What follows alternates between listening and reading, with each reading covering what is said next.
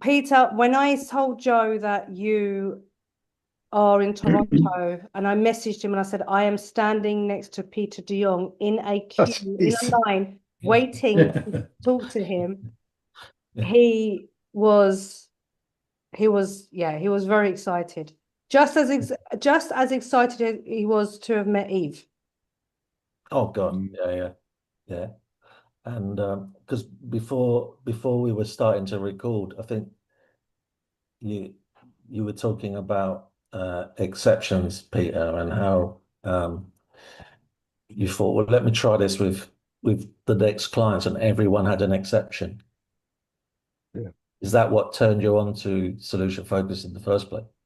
Oh, absolutely. That was also the, I as I said, I had gotten some training in psychodynamic approach, and that very same summer in '89, we went out. Jay Haley was doing a workshop out on the East Coast, and we went to that, and it was immensely entertaining. Immensely entertaining. He had clients. The intervention was to sing Duck, Duck, Goose.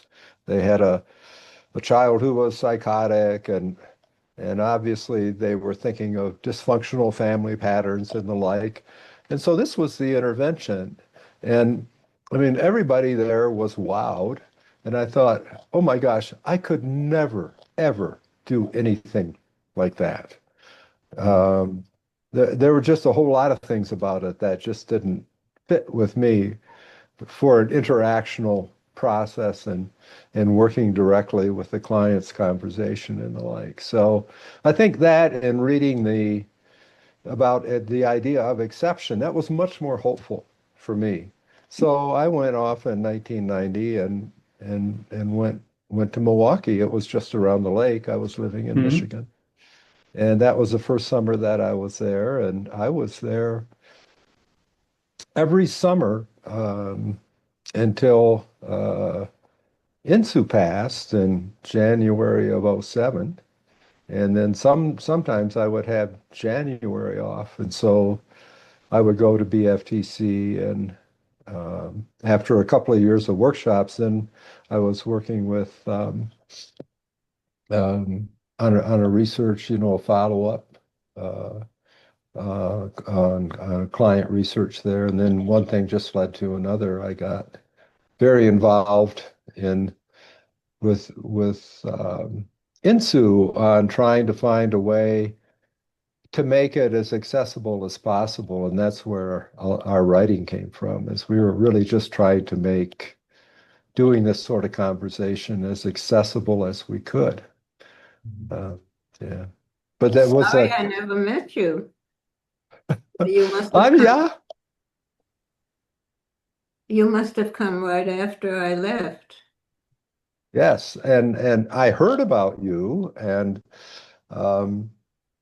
because of course they talked about it, and whenever we would talk about the focus on interviewing, it seemed to me that was such a useful emphasis. And then INSU would say, well, that's Eve wrote about that, and she would talk about the purposeful interview. And I was in countless workshops with INSU, and she always talked about solution-focused interviewing as a purposeful, that there was real intention and direction to the interview, and then she would refer back to your work. Yeah. Oh. That's nice. And I met some of your students too. There was is it a fellow by the name of Ross Camp from Kalamazoo, Michigan? He for years came and was being Ross? mentored. Did you say Ross? Yeah, I can't remember. It was his last name was something like Ross Camp. It's so long ago, but Yeah, he it always is. It is he a spoke long. so highly about your work together. Yeah. Hmm. That's Well, I met wonderful people there, and um, it was a tremendous atmosphere. It's a great environment. A lot of great stuff came out of that great environment. yeah. Yeah. And when we really think about it, the those of us who got together originally were the only five who didn't have to make a living because Insu and Steve were able to start this up with the hope that within a year or so they could make a little money. And the rest of us had partners who had money to support us while we did this experiment. And, within a year we had clients. I was for some reason, I was chosen to go around to all the businesses in Milwaukee, the big companies, and go to the health center of a big company and introduce us as a place where mental health clients could be sent and they could hope for brief and very effective treatment, which turned out to be true. Mhm. Uh, Oh, wow. how did the agencies, the mental health and family and child agencies, respond to solution focus? They ignored it totally. I mean, this was not real therapy. Mm. And it, Were they also steeped in the psychodynamic approach to therapy? oh, that was the acceptable way to go. And Mm. then eventually, you know, other methods joined, but that was some years later. Mhm. Became a competitor, so to speak. Uh-huh. But Did no, all the agencies in Milwaukee eventually come around? no, not really. No, Uh-huh. no. I would say that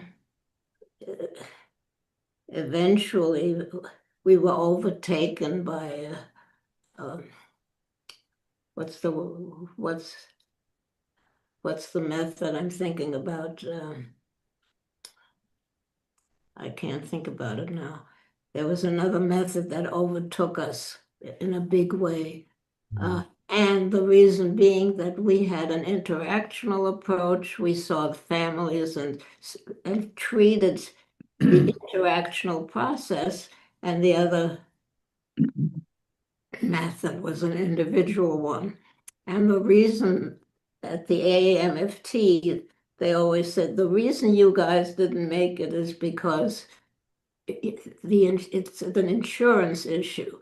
The insurance was able to bill individuals, which they Mm. wanted to do, and there was no way of billing families.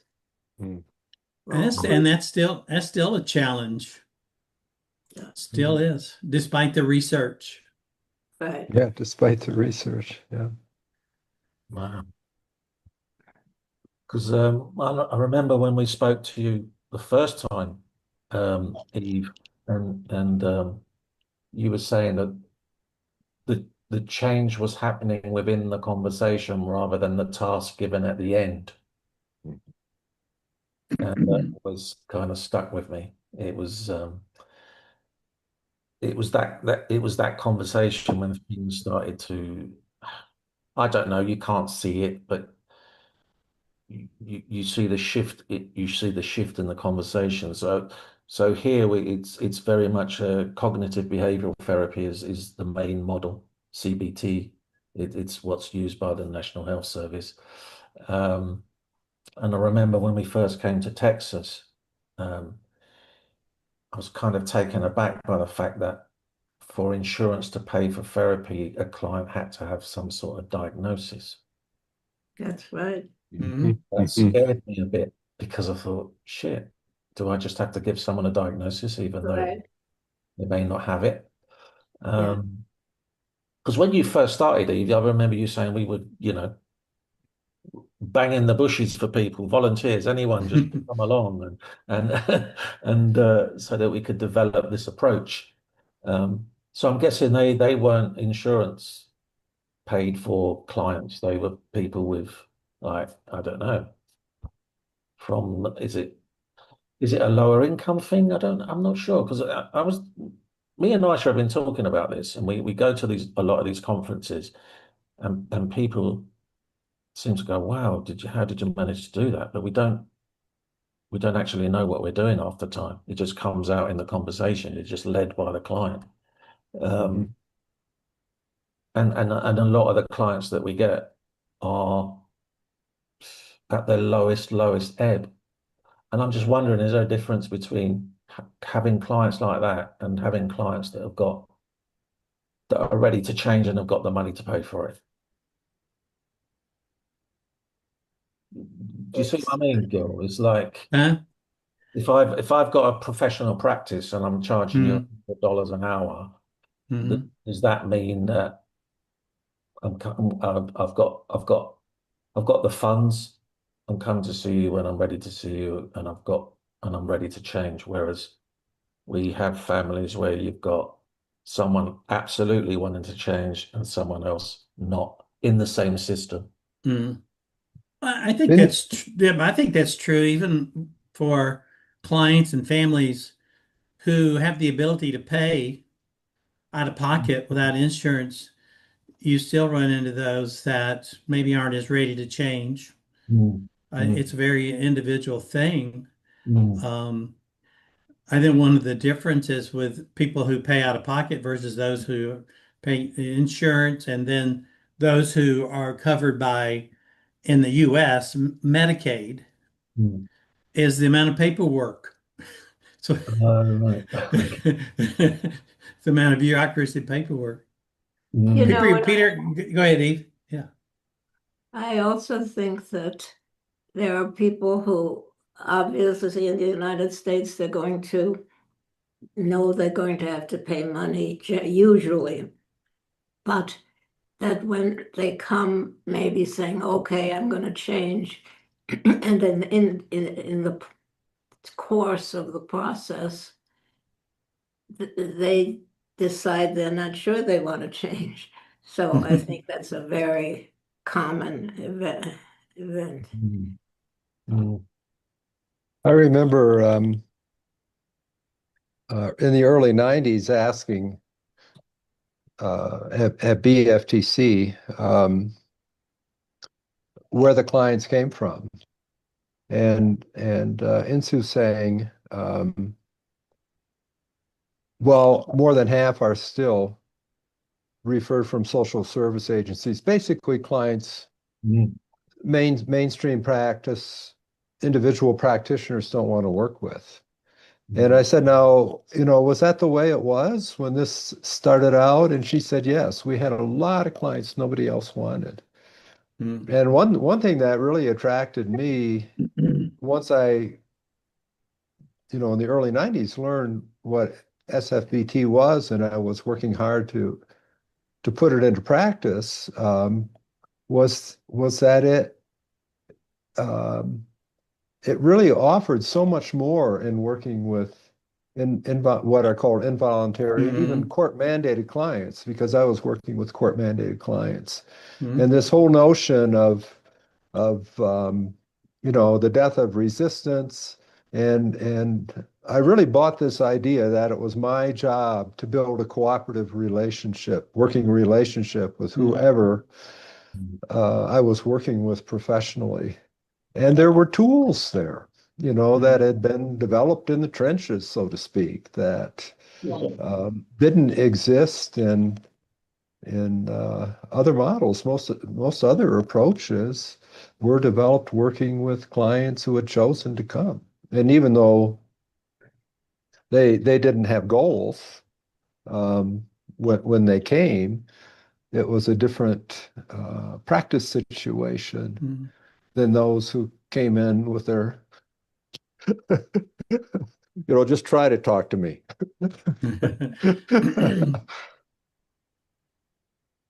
Well, one thing I got, like I said, before I got into solution focus, I was really very much influenced by the MRI strategic approach. And one thing they first talked about was, the client readiness to change. They talked about the customer, complainant, and visitor. Good. And so to look for customership, what is the client a customer for? I think solution focused, but they were still problem focused. And solution focused really took it many steps further than by being solution focused and being outcome focused. But still looking for what is the client a customer for. I think solution focused, Peter, you mentioned working with involuntary clients. I don't know about you guys, but it seems to me when you read about or hear about working with involuntary clients, first thing a lot of agencies or practitioners mention will be motivational interviewing. Myself, I think motivational interviewing, a solution focus sort of encompasses in motivational interviewing. It's been doing what motivational interview, it's been doing, I think, much better than what motivational interviewing does. And I think it goes beyond it. I do too. Yeah. Yeah. Yeah. Because it goes for what the client wants different in the client's own language. So it's more agenda free than motivational interviewing. Motivational interviewing, listens for the dissonance with drinking pattern and then tries to amplify that. That's not the same thing as trying to amplify what a client says they want to do differently. The Bruges model was really interesting that way because Luc Isabert was working with folks who, were brought in having been inebriated, and he would talk to them about what services they wanted, and some of them said that they wanted to continue to drink, but they wanted to do it in a more controlled fashion. And he listened to that, and besides having an abstinence group, they also had a controlled drinking group, and then very cleverly said, you can change, if you want to change. And they found more flow from the controlled drinking group to abstinence only, which I think was a very interesting finding. But yeah, I think solution focus really bought the idea that you have to you have to build a cooperative relationship with the client on the client's terms. And oftentimes very unreasonable clients become much more reasonable. Yes. In a sense. And, I really have met very few people who were just like totally out to lunch once I got reasonable, once I listened, they got more reasonable. And we figured that out very early because what did we do at first when we had no clients? And we had just this outline of what Steve really had in mind for a model eventually. We would try out interviews and look at them and then figure out what might work and what might not work. And the whole idea of motivation on the part of the client and how to build on that really developed from that. I know at MRI there was a lot of that as well, but I think we refined that a lot. I think you did. Yeah. Yeah. Well, I have a question for you, Eve, about purposeful interviewing, and the session as an intervention. The first time I came across that was in Michelle Weiner Davis's and Bill Hanlon's book that came out in 1989. They had a chapter on that about the session as an intervention, meaning the questions you use in the session. And when was that notion first? Did you guys at Brief Family Therapy Center first come to appreciate that? I think at the very beginning, I really do. Uh-huh. I think we had no clients to begin with, and we would sit and well, let's say we had 1 or 2 clients or 3 clients for the week, and we would look at those interviews and we would analyze them and we would talk about them, and out of those would grow thoughts about what works and what doesn't work. That's So much in the videos, you could see how the clients were reacting in the Yeah. session to Yeah, and specific questions. and So we'd you look kind of at it. you were kind of doing microanalysis before microanalysis was invented. Yeah, exactly. Exactly. And You we know, had time and we enjoyed it. And Steve would be at the blackboard making notes, and which I presume then led to his books. And Yeah. it was a lot of fun. It was very I interesting. bet. Sounds exciting. Well, I don't even know if we thought it was exciting at the time. We just thought it was very interesting. We didn't really expect it to lead any place. We hoped, but Yeah. you know, I went looking for that in the writings, Harry Corman and Sarah Jordan and myself. And actually, Jan Bavelas was involved in this. This trying to trace the theoretical ideas that are present in Steve's writing, since he was the main writer for the group, and when things first appeared. And I know there's been things written about suggesting that BFTC was using therapeutic tasks well into the 90s, but that didn't fit for me. They were more summary kinds of tasks, and this idea that the interview itself was interactionally solution development was occurring there. That's the word that was used in the 86 paper, solution development. So it's a process that's happening in the interview itself.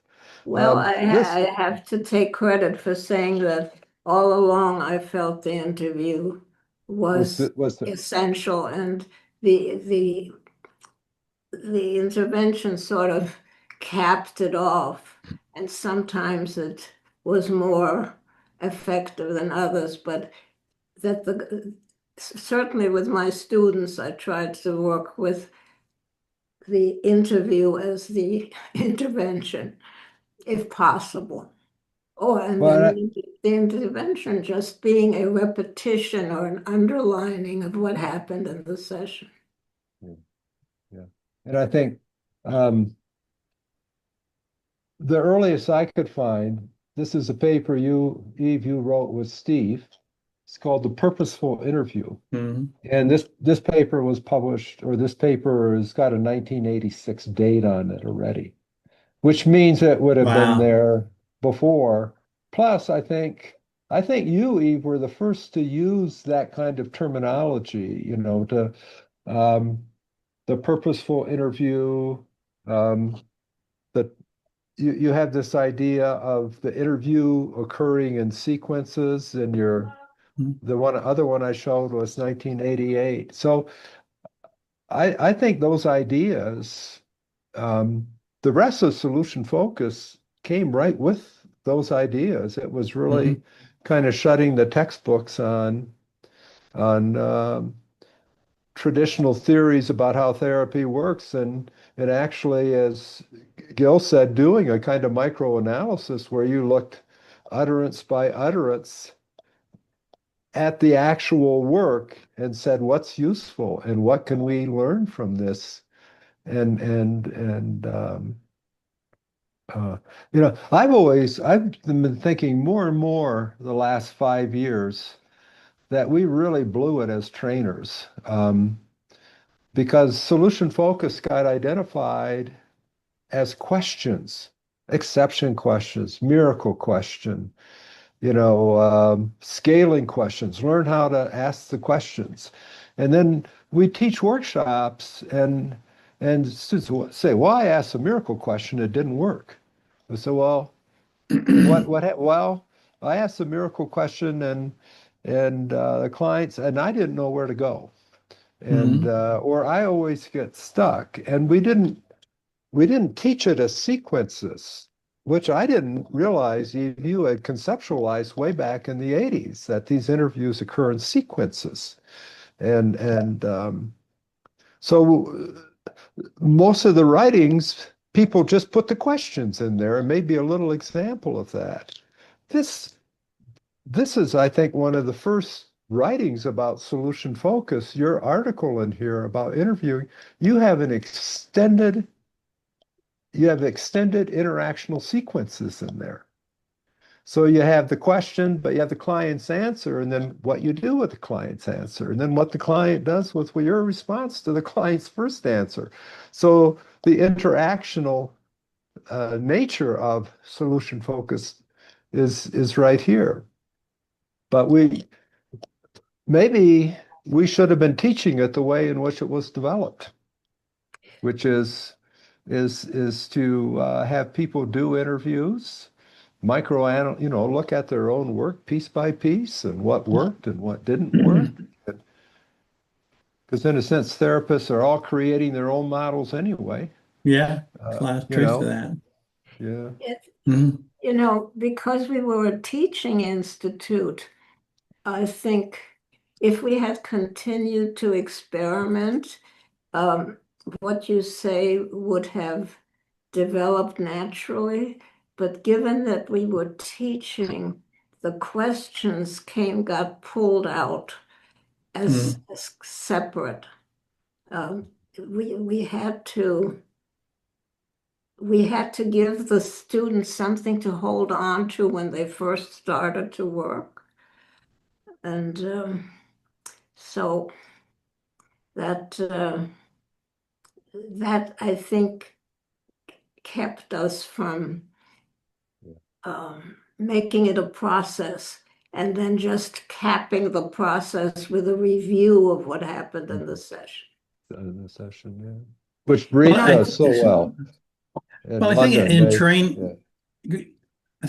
training, it's easy to go and do a 1 or 2 day workshop or go to an agency and do that. And people are looking for concrete, specific tools to use. But I also have had the experience where somebody says, well, I used a miracle question and it didn't work.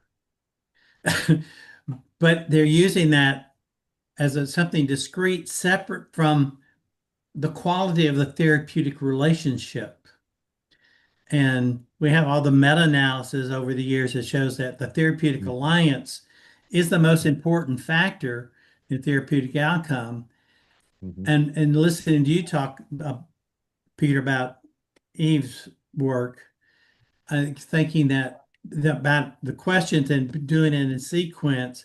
To do that, you have to really listen to the client and not get ahead of the client or behind the client. But just that whole process with the questions, I haven't seen any research on this, but I would think that would really go a long way in helping create and establish and maintain a robust, positive therapeutic alliance. When I look back at my history of teaching, and I did the same thing because I was teaching workshops with Insu, and I mean, she had a big influence, and they were useful. And I think the interactional piece, we tried to do it with showing video clips and so forth, and it became very apparent early on that if you wanted to teach practicing professionals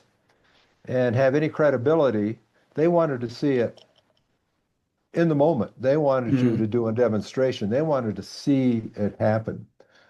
But I think what the question focus did is it took us away from the client's language and words. And that's, I really like Hasun's work because she's given us a tool. She starts her learners out with that quadrant, which means she starts her learners out with the client's words. And she has them thinking about, are these words about a more positive future? Are these words about a more dreaded past? And of course, they're all mixed together, but it's a tool that helps the person parse out those words, and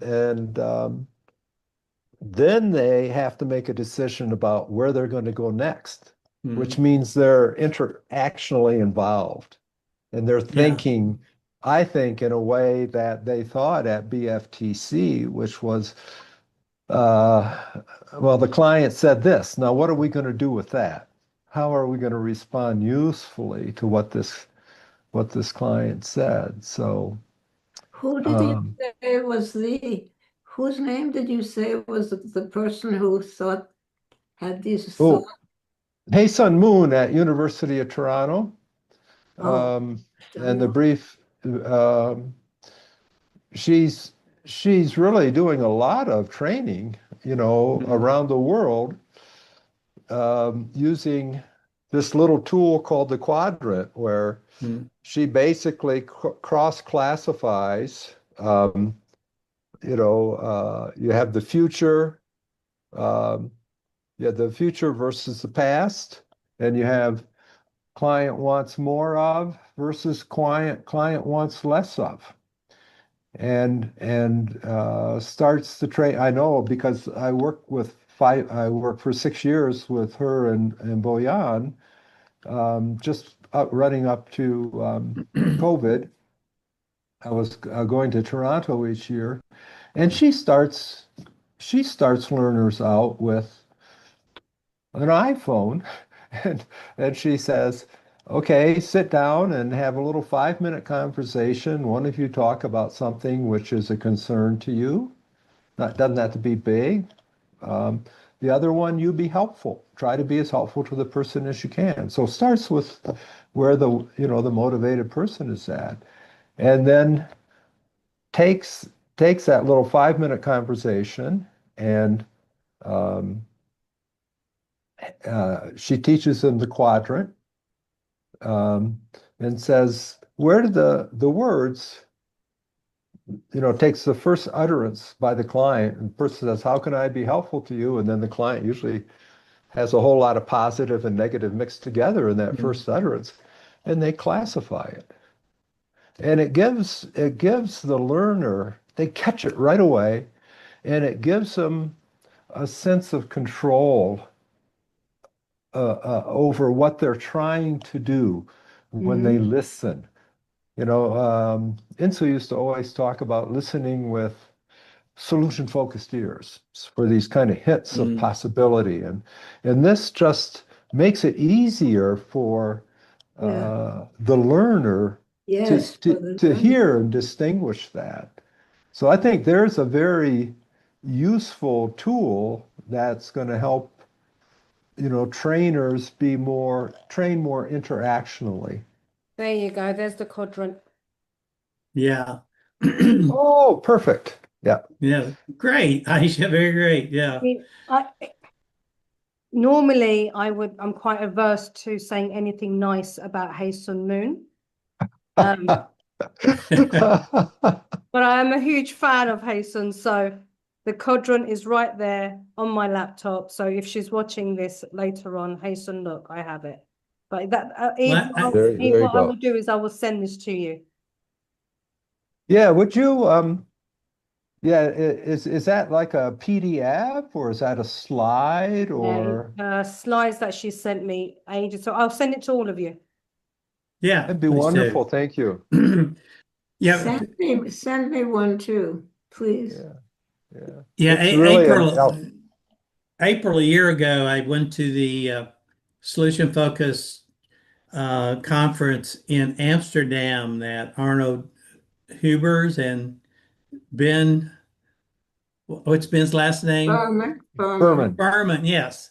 They organized, and Hasten did a pre-conference one-day workshop, and so she presented that. And I think Hasten is just an outstanding presenter. She does great workshops, great training. You know, I wanted to call your attention to something. You've had Kate Kowalski on the show, on your show, right? Now, Kate is the person who was closest to me at BFDC. She was one of my first students, and she is a superb therapist. She at this point has also coaching certification, Mm-hmm. but Right. she is just, if anybody can give you as close to the information I can give you, you have to go to Kate. Um, in addition to for her being just a wonderful, wonderful woman. So, Mm-hmm. But she should be my successor in terms of information. Uh, she was there, and we were very good friends from the start, even though she was my student and many, many years younger. It was just one of those meetings Mm-hmm. of the minds, and so we were more than a student and a teacher. We were, Mm-hmm. and she's so intelligent, and she caught the first time she saw a client. She came in as a new person, no background in therapy. Knowing her, she may have looked at some of the literature, and she sat down with an elderly couple, and she was all of 26 years old. She sat down and she conducted an interview, and I was like, oh my goodness, this is quite a talent. And it proved to be true. So anyway, Yeah, I really she's my enjoyed the interview with successor. Kate. Really enjoyed the interview with her, meeting her. Yeah, Yeah, she's she was there in those early days with you, Eve, and from the very Insu and close. Steve. Yeah, that Yeah. came through. That came through from her in that interview. Yeah. Well, Peter, you were talking about the importance of using the client's language and how Hasten's quadrant is a useful tool, but I also think that really someone who really emphasized that from the beginning that influenced, I think, everybody else was Milt Erickson. Well, you're going back to the source. The Yeah, back source. to the source. Yeah. Yes. And also, tapping into clients' resources. Hmm. Erickson saw the unconscious mind as a resource. Yes. And Eve, you mentioned how Steve went and spent some time with Erickson, and then well, Steve has spent time with Erickson? I think so. No, I don't think so. I don't think so. No, Really? no, I really. think Jay Haley did. Jay Haley did. With I know Jay, Haley did. with Yeah. Haley, but he also, Steve went out to meet, Steve went out because, and started to live there because he wanted to hang out at MRI. He for some reason he couldn't afford to or wasn't accepted as a student there. I don't know what the background is, but he moved out there because he was intrigued, and he hung out, as he used to say. I don't know what that meant, whether anyway, and he began to know people there. And so that was the connection. And with whatever he learned there, and of course he met Insu there.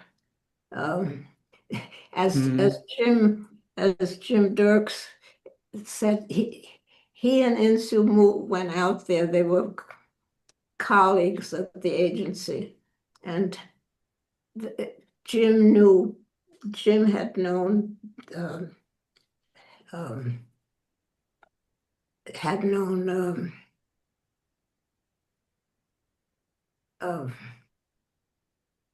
John Wickland, was it? no, Jim didn't know John Wickland. I don't know, somebody did. And so there was a connection that they was able to be made. Just ignore that. And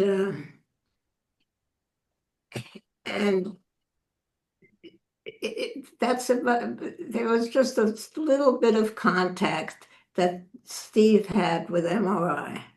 And in Sue, they took a course together or something, but P.S. they fell in love. And she convinced him to come back to Milwaukee and work at Family Service, and that was the rest of the story. But it was their contact at MRI that kind of started the whole thing, because she was equally interested, and Jim Dirks, who was the third person who started the group, was the three of them would talk about it all the time. I was a student in the 2-year program, so I didn't know anything about all that at the beginning, yeah. And then they started to, Stephen and Sue started to experiment on us students with what they learned at MRI. So, yeah. I'm sorry, go on, Gil. No, Joe, no, go ahead, Joe. No, do you know what? I'm listening to you guys, and I'm listening to you guys, and I'm thinking about those times, those early days where it was kind of, what does the therapist and the client do when therapy is successful, right? That was kind of the brief that we were looking at, and you know, exceptions, pre-session change, the miracle questions, scaling. But because every client's unique, I know that I've been in sessions where I think the miracle questions hit the spot. It's absolutely perfect, yet nothing's changed. Do you know what I mean? When we're training it, obviously we have to give them the basic tools, but how do you know, how do you train something that's almost like in the moment? I know this question isn't going to work, so I'm going to try something else. Do you know what I mean? Is that just experience? Because it sounds like it's solution focus could evolve forever, because there's always, clients are so unique that nothing's ever going to work the same way with the same sort of client. We have families that have all been through domestic abuse, children that have witnessed domestic abuse, but they all affected differently. And why wouldn't they be? They're individuals. Even though they've been brought up in the same family, they're still individuals. So I love the fact that it's ever evolving. Is any other therapy like that? Is this unique to solution focus, that it's ever evolving, that we keep looking for what works and then try something else? I don't know. I did psychodynamic work before, and I could say no. It's the same. You never know. Mhm. I think that when you train, um, I mean, we all can get lost in the conversations, and so I do believe each of us builds our own model.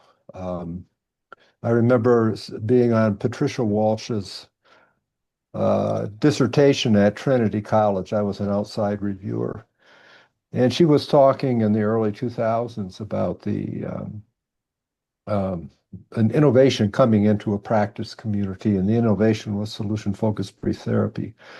And it was coming into the social work practice community in Ireland.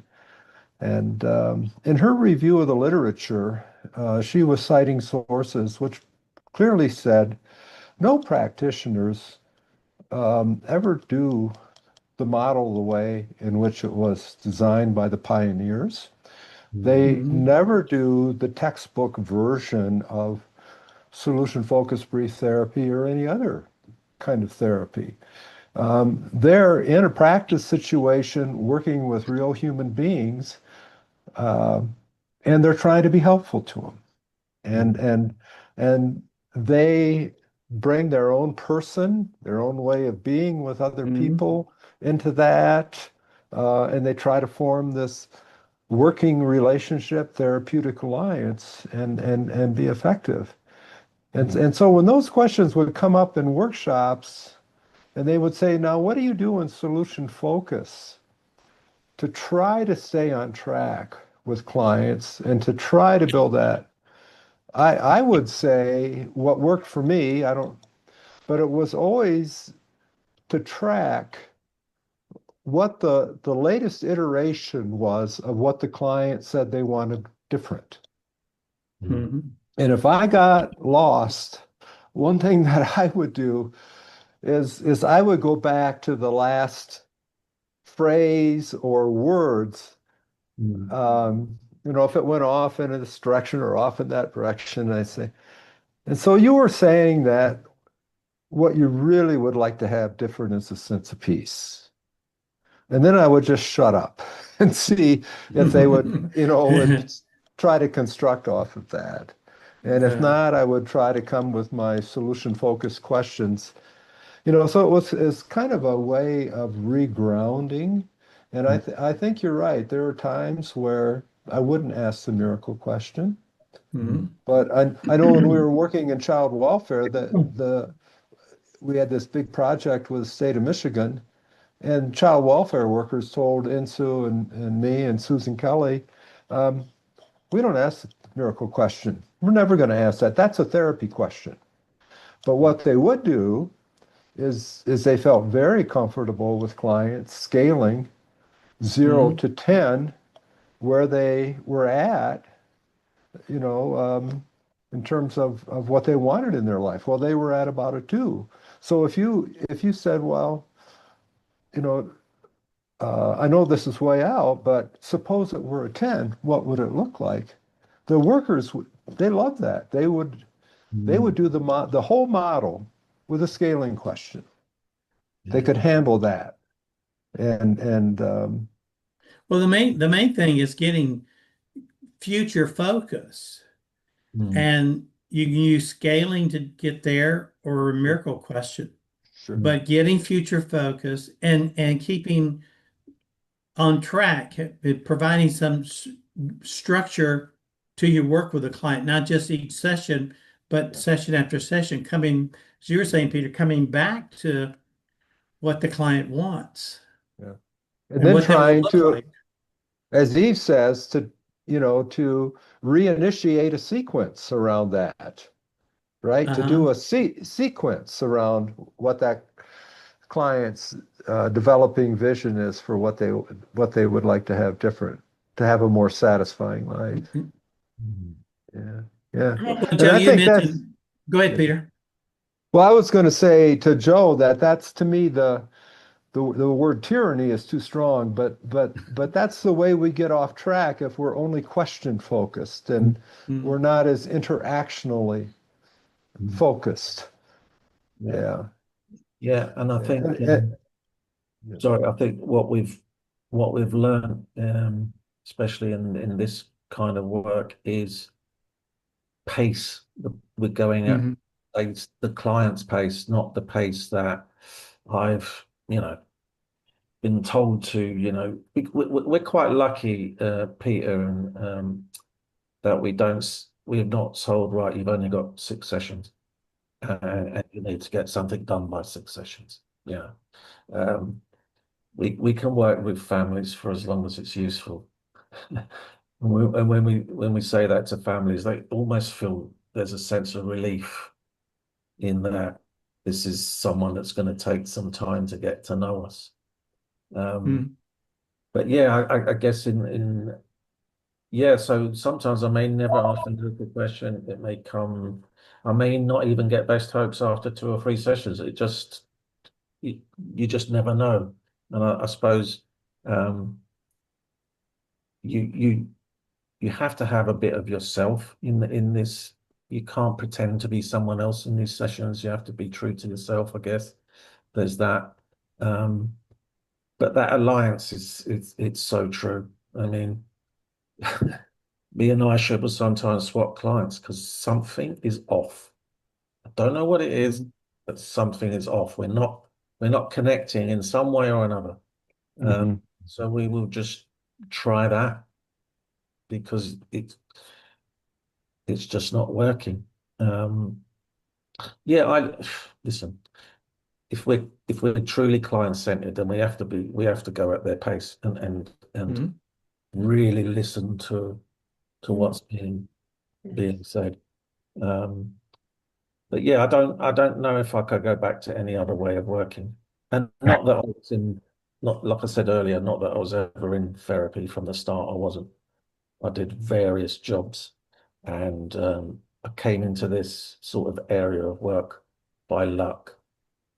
But I bless every day that I'm in it. And I think it's what makes the difference.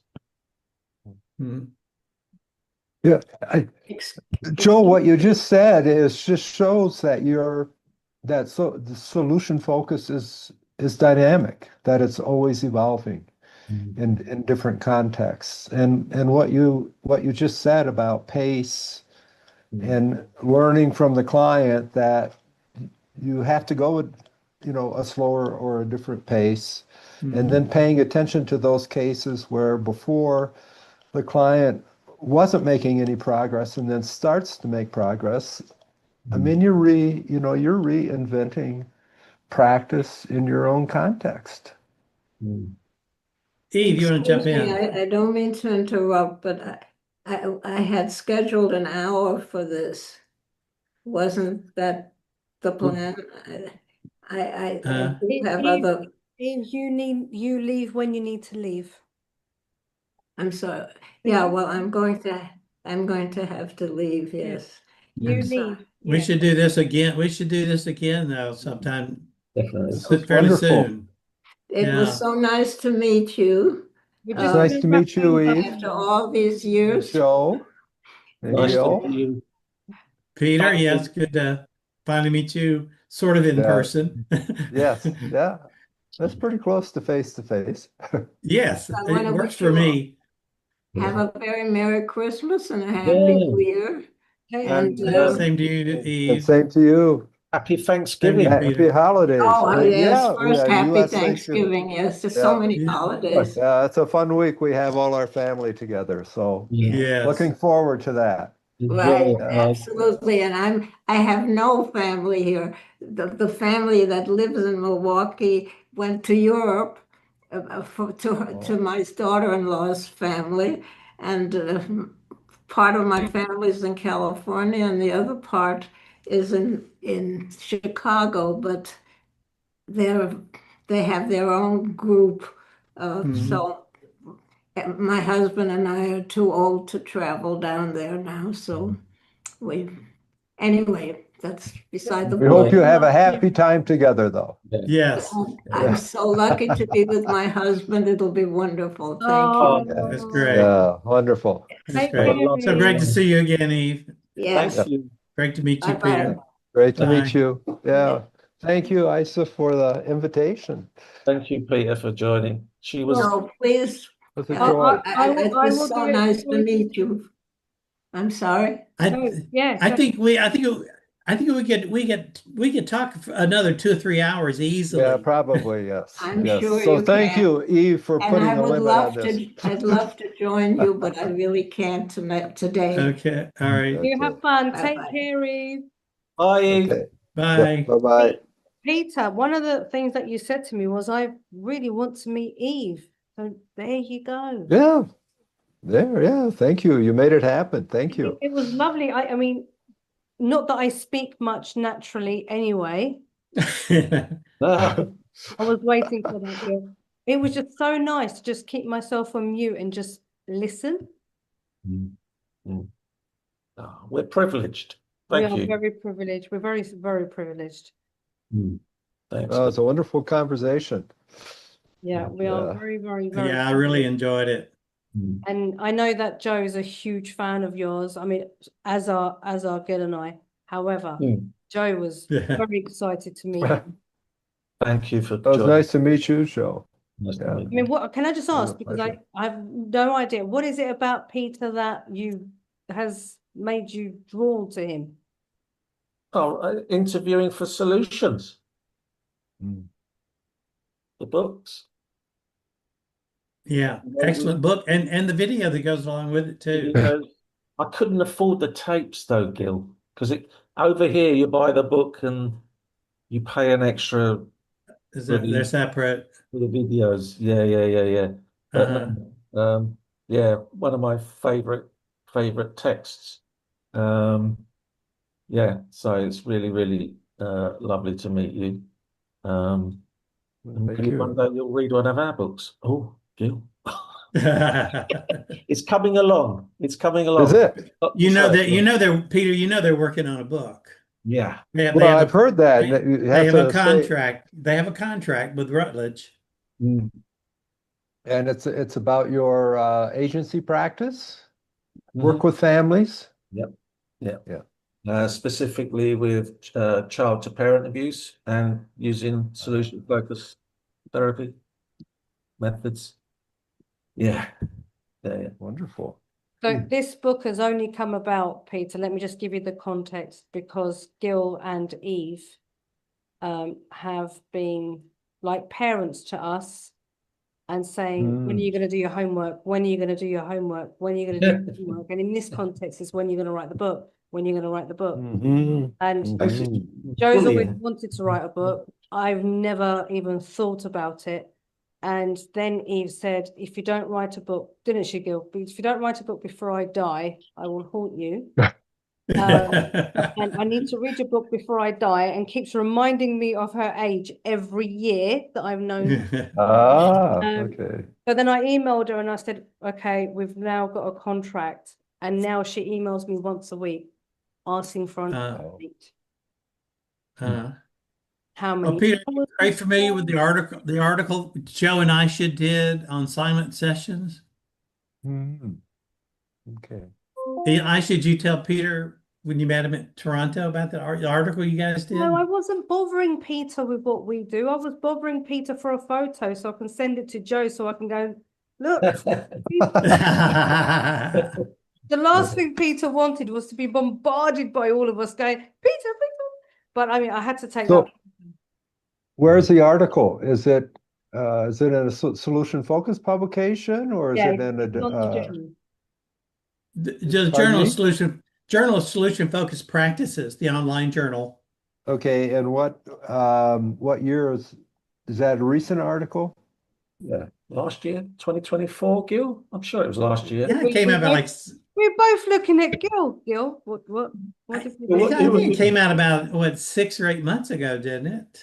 Okay. Yeah, it wasn't that long ago. I was on that site this morning, so I'll go back and find it and read it. Well, I mean, Joe and Aisha they've been doing very innovative, creative use of solution focus.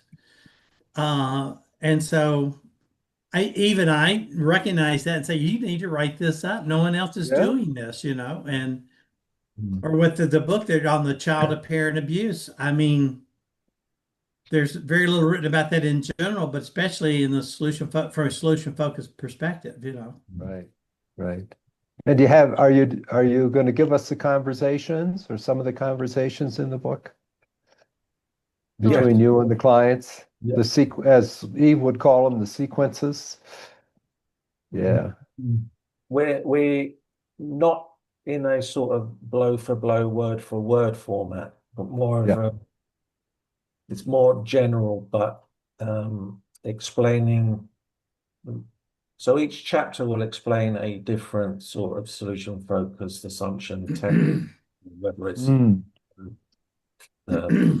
whether it's scaling, miracle, and at the end, a longer case study, but not a word for word account, if that makes sense. You know, where it says therapist said this, the client said that. Yeah, it's more about the power behind the sort of questions, really. Yeah. Yeah, we've struggled with it a lot. Peter, look in your chat. I should just put the link to it in the chat. Oh, look in my chat. Okay. It is getting easier and easier to write. It's getting slightly easier. But yeah, but I think Joe and I are extremely lucky to have Eve and Gil in our lives, but also to have so many mentors out there, so many people that we can just call to say. Actually, I was talking about who was Veronica and I talking about today? John Hendon. John. She came in and she asked me for my opinion on something, and I said, actually, I had a client, you know, in a similar situation, and at the time I didn't know what to do. So I called upon John Hendon, and he spent over an hour with me via Zoom, talking me through it, and training me. And then I went back and I tried it with this client, and I was reporting back to him, and he was like guiding me as to what to do. And then thereafter, I was using that with other clients, and, you know, making mistakes and getting it right, and then being more client led with it and making it my own. And it's just amazing to have, you know, all these absolutely brilliant people, professionals around us, where I can say, right, that one I'm going to go to this person, that one I'm going to go to this person. Because we're not the experts in anything. We just have the knowledge that we have. It's our clients that are our teachers, but then we also rely on the resources around us to shape our practice. And the minute we believe we know anything and everything, that becomes very dangerous. So you draw on other expertise, including your clients, who are also the experts teaching you. And then you kind of put it together. So that's kind of really what the book's about. It's you know, it's about child to parent abuse and using the solution focused approach. But actually, where is all this information coming from? Mainly the clients, and then everyone around the clients. And what difference has that made to the other clients that we've been supporting? But you guys started doing that work before you learned solution focus, right? Yeah, it was. Yeah. So it wasn't very solution focused. There might have been elements of like a strength-based model to begin with. But because Joe and I have education backgrounds, it was mainly, you know, you're institutionalized. We would, you know, do home visits at the time and then say, here's a behavior contract. Promise you're not going to beat your parent. Promise you're not going to shout. And what are you going to do instead? But it didn't explore anything else. And now you have to sign it. And we are going to countersign it. You know, that's what it was like. And how well did that work? It didn't work. It didn't work. And especially it didn't work, did it? Especially for neurodiverse kids and parents that, you know, had so many challenges, because it was about us. Sign this contract, make us happy. Do what we tell you to do, because we are the experts. We know what's right for you. You don't know what's right for you. I know what's right for you. So therefore, I'm going to set you a task. And this is what it looks like. And you're going to sign it, because that means, you know, the world will collapse if you don't do it. And it was absolutely terrible. But I don't regret any moment of it, because then that shapes you to know what you don't do. And you guys were talking about learning from mistakes and using training material. And I have a few videos, and I know Joe does as well, where when we're delivering training, we will show these videos of us with clients and how terrible the session was. Even though the outcome was still good, but if you break it down into SF elements, it was terrible. And those videos, great videos should be shown, but also videos where they can be improved. And so what we do is in the training, we ask people to break it down. What should I have asked instead? What difference would that have made? Where do you think I went wrong at this point? And we really, really break it down. Was the outcome good? Yes, it was, because it worked. However, it's a great training material for what not to do. And I think they're a lot, they're really key for when you're delivering training, to not only feel the impact of being asked SF questions, but also looking at it when it's gone wrong. And the panic, because one of the videos, it was more about me and the way that I felt about what the client potentially could do to themselves if that session didn't go well. So I was driven by the fact that she may end her life because of this. So I was talking to the person potentially that's going to end their life, as opposed to the person in front of me who's seeking support. And and you can really see that. You can really see that in video and lots of other videos. And I just think they're invaluable. We need to learn from our mistakes, and we need to embrace those mistakes and use them where we can. In my opinion, I say that because I've just realized I'm speaking to Peter de Jong and Gil, and I'm just waffling. No, I think sometimes you want something for the client that they don't actually want for themselves. Do you know what I mean? Oh gosh, yes, that's you wanna save them. Come on, guys, don't split up. You seem like such a nice couple, but it's not up That's Joe's video. it's not up to me. So you've got to be really wary that you're not working to your own agenda. Sometimes, we're not there to stop them from drowning, but maybe help them swim on their own. I mean, it's a challenge for every clinician because we're human. We're just human. So, Peter, have you enjoyed our little catch-ups that we have? I have indeed. Yeah, that's Will you come back? Yeah, will you come back? Oh, sure. Yeah, of course. I'd be happy to. This has been my favorite topic for the last 35 years, I think. I think about it every day, and as you were just talking, it's so interesting to me. We were doing this micro-analysis of 2 lines of questioning, and we were focusing on the questioning process, the kind of looking at the details of how a solution-focused practitioner does a sequence. And so we had one problem and one more future solution-focused.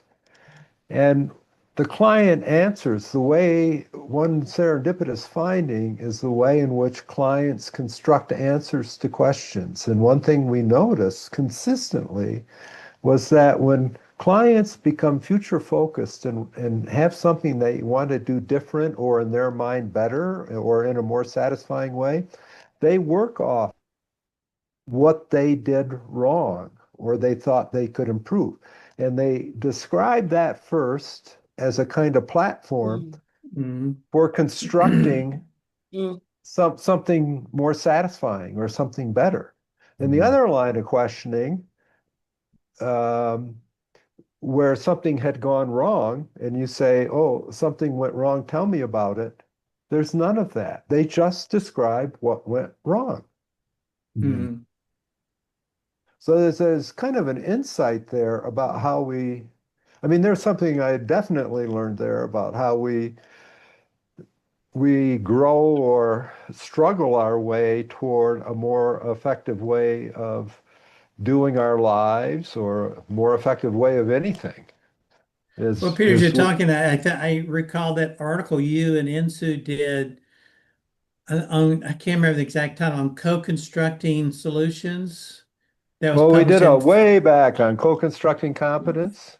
you published in Families and Society. Yeah. Yeah, I love that article. Yeah. Oh, Gil, you just like to tell everyone that you know all the articles. You know a lot of articles. Yes. Right. Gil is So a Gil's an librarian. academic. I'm an academic, and I really started teaching solution focus, making it an integral part of my clinical courses at Ohio State, probably in fall of '94. And so I taught a course on clinical social work with, we ended up calling it strength-based clinical social work with individual adults. And I taught a course on couples and family therapy, and I taught a course on crisis intervention and brief therapy. And solution focus was foundational in each one. I taught other theoretical approaches, but I always started with solution focus. That was foundational. And of course, like you, Peter, you were an academic and you had students graduate and they go out in the field and you run into them later, and they tell you how it's working for them. And they really appreciate it. That also has been further validating is, former students coming back and telling you, this is really good stuff. And it's really helped in a wide variety of settings. I did the same thing, Gil. Instead of teaching the range of models, I thought I would say it to students. I say you're going to learn one thing really well, and it's the way I found most satisfying way to work with people. And we'll do the other things, but you're actually going to practice this before you leave. So at least you have one thing to start with when you get out into the field. And they would come back and they would say that was, for some, it was the best course in the whole program because they actually could do something with people. And social work programs were notorious for teaching the range of stuff. And then students would go out into practicum and they said they come back and say, I don't know how to do anything. Yeah. Well, I would start with solution focus. I said I would teach other approaches, but when I taught other approaches, I would always interpret it through a solution focused lens. Oh, that's interesting. I would make the connections between, like in structural family therapy, doing an enactment in a session, but how you might do this from a solution focused perspective, how you can make them compatible. So you're just using that as an example. You're brainwashing them. That's what you're doing. You're manipulating their mind. But most people don't let themselves be brainwashed, even if we try.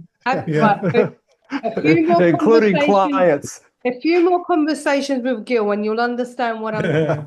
You will write this book. You will write the paper. Don't do this. And I will always say no. Okay. Well, before the next time, I'm going to read this Unspoken Answers. That's my homework. I'll read Unspoken Answers. So I will set the new date for next month. No, for January. So I'll see you guys in January. Have a brilliant. Yeah, that'd be great. Have a happy holiday season. Happy holidays. Same to you, Peter. Okay, great talking. Thanks for inviting me. Thank Bye-bye.